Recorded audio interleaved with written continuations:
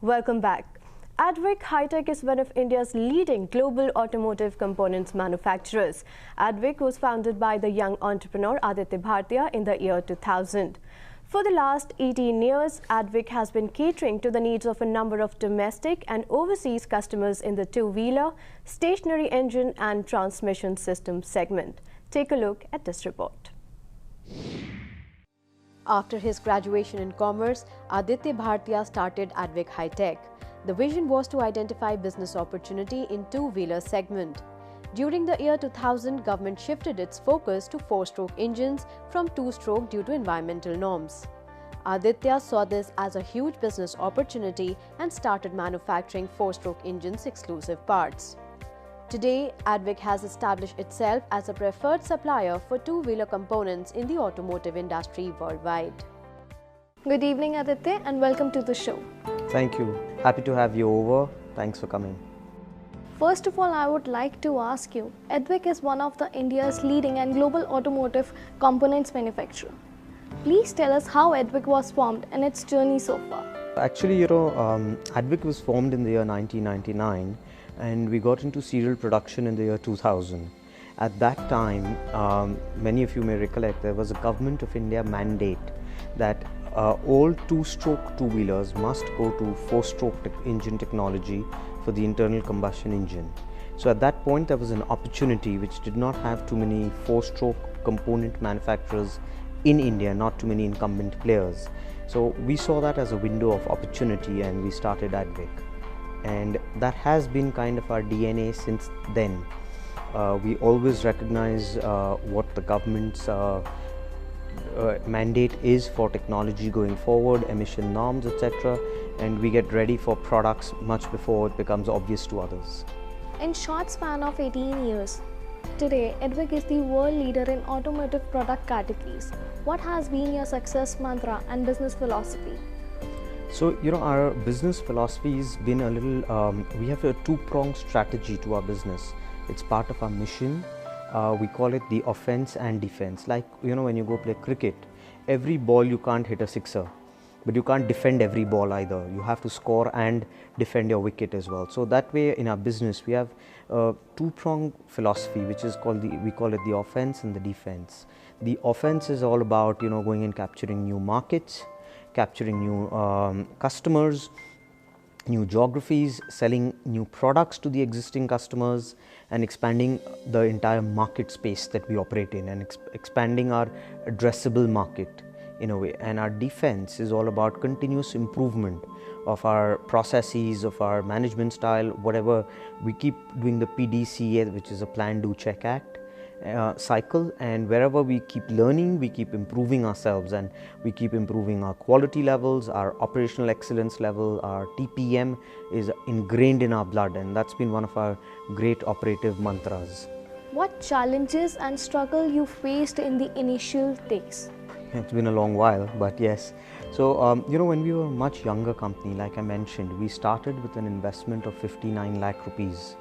And at that point, every rupee of capital investment was the dearest thing that we had. To buy any new asset, we had to buy, to take a new bank loan or to have a new capex to increase any capacity that a customer wanted. It was a tall task, and we would think over it, we would plan it, replan it, and see the most frugal way we could do it. So that was, I would think, definitely one of our largest challenges, because business is all about capital allocation. You can't overcommit capital to a business which is going to flourish after a long time. You have to have, horses for courses. So you have to have the exact what you really need at that point. Today we can afford to be a little more lavish and plan for 5 years and 10 years. In the beginning, it was all about this week and this month and this year, and just keep a vision of the next year. Next year was peripheral vision. Today we talk about 10 years is peripheral vision and 5 years is peripheral vision. In the beginning, it was all about this year and maximum next year in peripheral vision. So that, I think, was one of the largest challenges. The second large challenge that we faced was getting good skilled people. Attracting the right talent and retaining the right talent was also a challenge. So what we tried to overcome them was, our USP was pure passionate play in the company. and people who were very passionate about the business, who were very passionate about excellence in manufacturing, and who could align with the thoughts that we had, that we want to become a global leader. Today we are not, but we have the passion that we will go and do it, and we will work and go outside our boundaries. We did not create departments with boundaries that your task is this and you hand over this to this and the next person takes over like a relay. We had kind of more of all-rounders in the company in the beginning. So that's horses for courses again at that time. Today we have specializations, etc. So I think it's an evolving curve, and as businesses grow, you have to keep moving. You have to keep improving and keep changing your game. Advik Hi-Tech has been catering to the needs of domestic and overseas customers. What are your major products offering? We manufacture oil pumps, we manufacture timing chain tensioners, combi brake systems, and secondary air injection valves,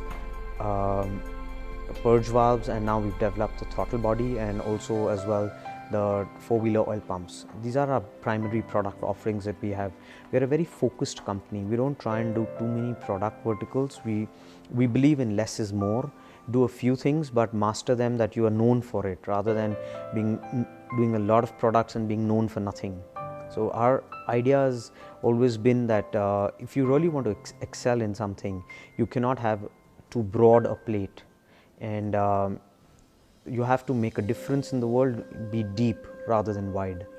I would also like to talk to you about your world-class, state-of-the-art manufacturing facility and operation excellence.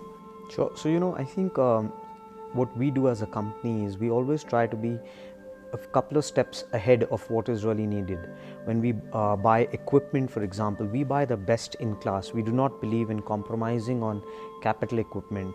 Our machining centers, our assembly lines, you can see there, when customers come and they see us, or they see the facilities and they see the equipment available, they're quite surprised at all times, and they say, your equipment is OEM, what OEMs have inside their factories. What we do not, because we believe capital investment is a one-time agenda, and what you get out of it is daily. So you compromise on capital equipment or the infrastructure, and you'll end up suffering every day. And when we look at our plants and our land and building and the overall infrastructure, we believe we pay a lot of emphasis on our employees. They're going to walk in our plant every day and they're going to walk out every day. If they have a sense of pride and they feel happy coming in, obviously they're going to be more productive. And that to make a plant look very nice and energetic versus making it look like a rundown drab, it doesn't cost so much more. It's about putting in that thought process, putting in that little bit more care, and actually saying and doing what you say. Like we say that we care about our employees, so we make our plants also in such a way that we care about our employees. They have pride in it. Their toilets, their working desks, their spaces are better than and cleaner and more efficient than what they have at home as well. So that's how we believe that we give them the best and they give us the best. You set up Advic Foundation in 2010 to give back to the society that we live in. Please tell us about the major activity carried out under your NGO arm. So now you've come to a question which is I'm more passionate about than my business. If it's one thing, it's about my philanthropy and the CSR that we run. So I come from a family where CSR and giving back to society has been our value system right from my great-grandfather. So we are involved with CSR in a number of ways. One of them is, wherever we have plants and factories, we always work with the schools around that area to work with the curriculum, with the infrastructure of the schools for the kids in that area. That's one part of our activity. The second part of our activity is we have a hospital back in Rajasthan, which was set up by my great-grandfather. And back then, that time, there was no hospitals in rural Rajasthan. And this is a 130-bed hospital set up in 1923. Now what I'm trying to do is, now there are government hospitals and everything over there. I'm trying to take it to, now we run the homeopathy center there, and now I'm starting the Ayurveda and the yoga center there. We also work with some of the hospitals in and around Pune for children inoculations, etc., etc. And we also work with, children, women, kids, young girls especially, providing them with a bit of scholarship, etc. Because in India, people tend to educate the boy child more than the girl child, and so we're working a little bit in that area. We're trying to do our little bit, and you'll be surprised to know that from Advic, from the first year's profit that we made, I set up a water distribution system for a rural village in Rajasthan, and that was from our first year's profits that we ever made in 2003. What have been the major milestones achieved by the Advik Hi-Tech? And also tell us about the awards and recognition received. So, I think the largest award that we've got is that our customers keep coming back and giving us more orders. I think that's the biggest award anyone can ever get. You'll be surprised to know that over the years, every consecutive model of our customers, our business has only expanded. Our share of wallet is only expanded. We've not lost share of business anywhere. And I think that is the largest award that we could have ever got. Obviously, we've developed, in chain tensioners, we are the largest today. We make 20 million tensioners.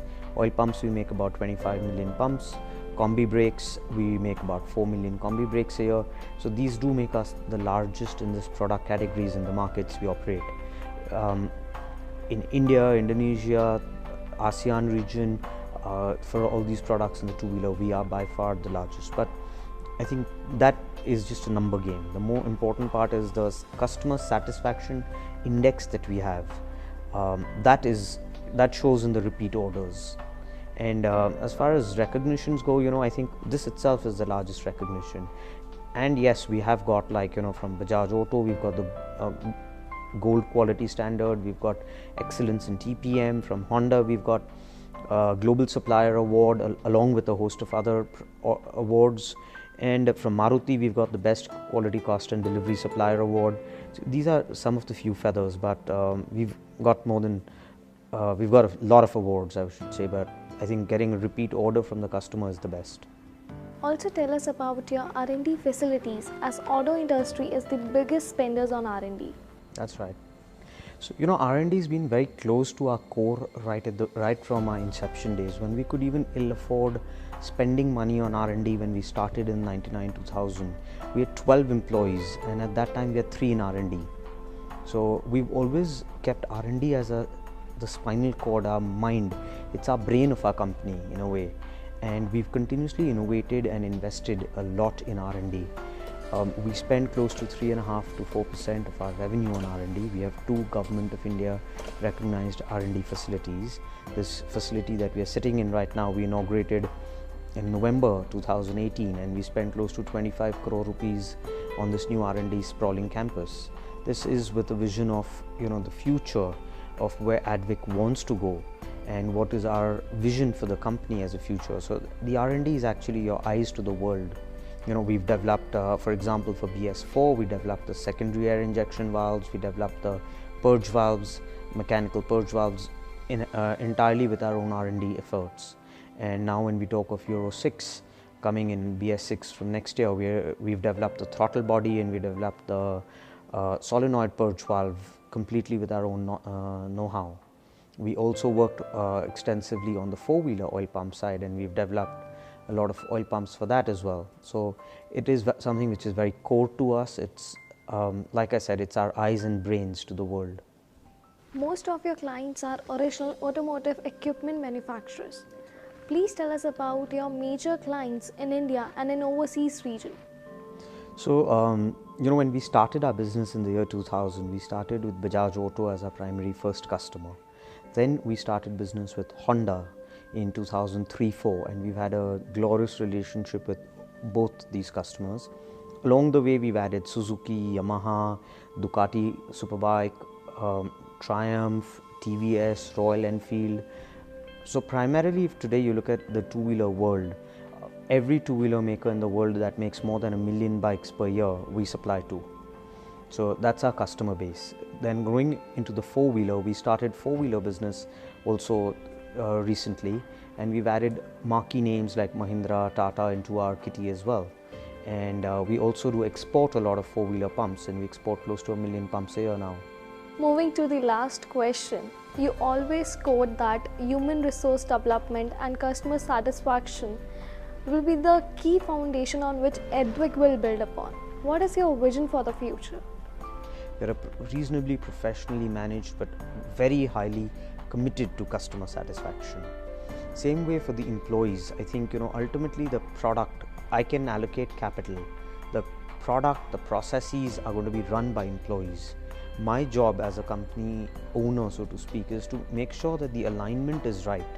All the employees are working towards the same goals, and the goals are clearly stated, and the alignment of energies and power is in the same direction.